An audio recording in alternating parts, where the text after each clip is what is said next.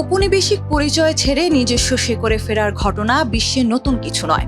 অতীতে বহু দেশই তার নাম পাল্টে নতুন নামে পরিচিত হয়েছে। এবার সেই ধারায় যোগ দিল প্রশান্ত মহাসাগরীয় দ্বীপরাষ্ট্র নাউরু।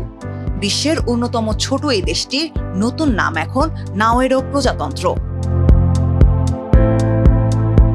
নাওয়েরো জাতিসংঘের পূর্ণ সদস্য দেশগুলোর মধ্যে আয়তনের দিক দিয়ে দ্বিতীয় ক্ষুদ্রতম। মোনাকোর পরেই এর অবস্থান। দেশটির আয়তন মাত্র ৮ বর্গমাইল, বসবাস ১১,০০০ মানুষের, যা কিনা জনসংখ্যার দিক দিয়েও টুভালুর পরেই দ্বিতীয় ক্ষুদ্রতম। তবে আয়তন ও জনসংখ্যার হিসাবে ছোট হলেও নাওয়েরো রয়েছে দীর্ঘ ইতিহাস।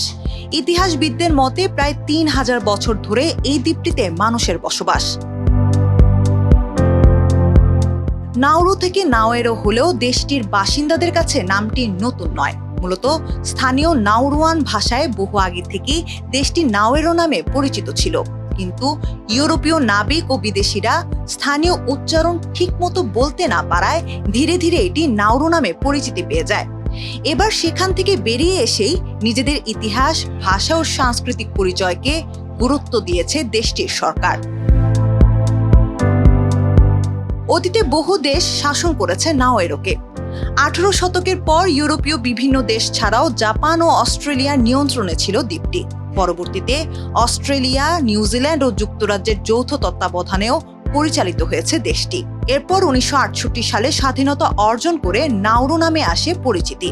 সে ঔপনিবেশিক পরিচয় এতকাল ধরে বহন করে এসেছিল নাওয়েরো।